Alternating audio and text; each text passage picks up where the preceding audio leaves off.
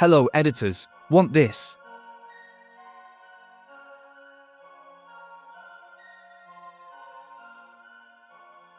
So, before we start the tutorial, you're gonna ask me why we have to learn how to create twixtor. There are many twixtor exits in YouTube, and I can easily download and use them in my edits. So what's the point of this video then? So this video is all about to learn this kind of twixtor clips, so that you can upload twixtor clips like a pro.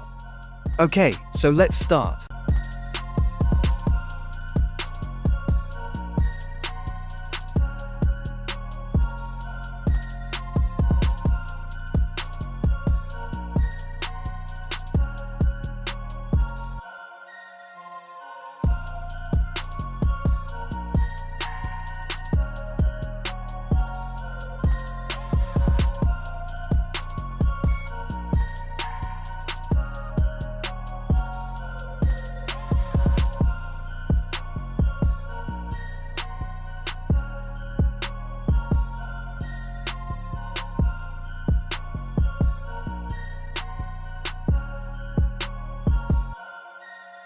So that's for today's video, and if you want a separate video about how to get anime raw clips, then comment down below and I will make a separate video about it.